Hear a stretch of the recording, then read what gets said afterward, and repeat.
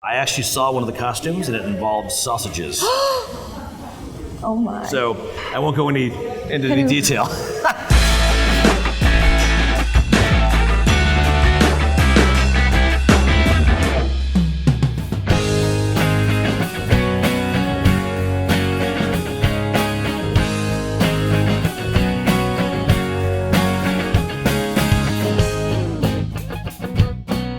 Hi, I'm Megan Weinerman with Food Revolution Chicago, and we are here with George Moats. He is the founder, director, and grand poobah of the Food Film Festival here in Chicago, but actually it started in New York. It did. Yes. Yeah. How long ago? 8 years ago.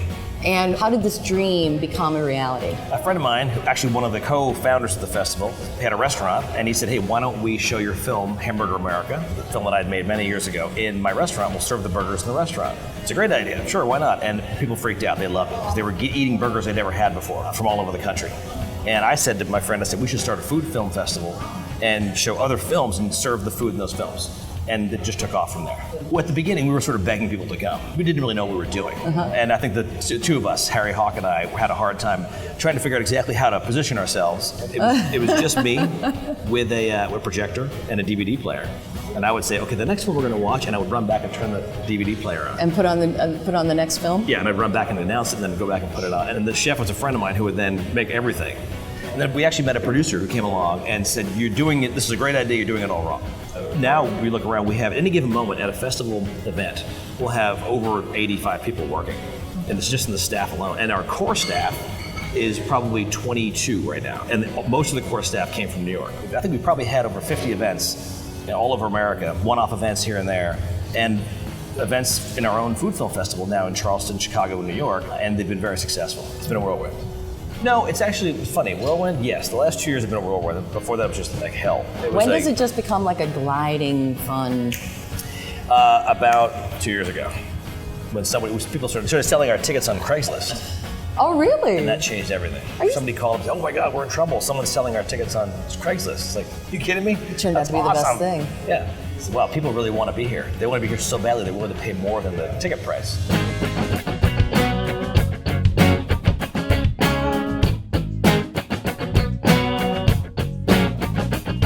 Food film, it's all being shown to you. Right there it is, right there, right in front of you.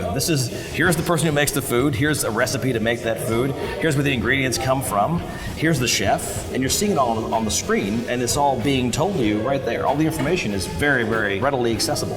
And while you're actually watching that food film, you get to taste what you see on the screen. That's the whole idea. For example, at a night we'll have anywhere from 6 to 10 short food films. And what we do is we'll actually set it up so it's almost like a meal in your seat. You start with a few short films about appetizer type subjects, and then you're into the proteins and entree type things in the middle of the night. End of the event, you're eating sweets and watching films about desserts. When you look at the films and you're judging which films are going to let into the festival, I mean, is there certain criteria that you guys abide by? Like, what are you looking for? We're looking for the films that obviously celebrate food, people who make food.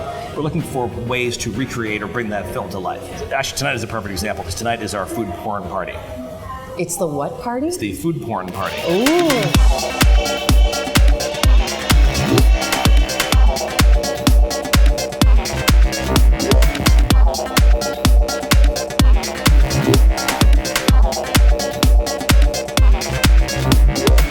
Porn film is a film that there's no dialogue in the film.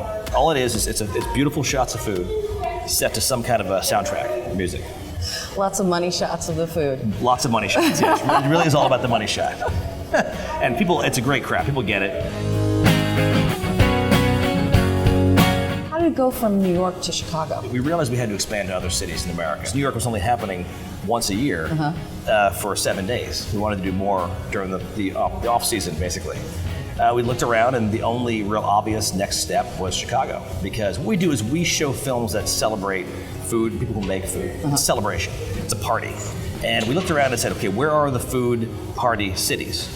And Chicago was the first on our list. There's no question about it.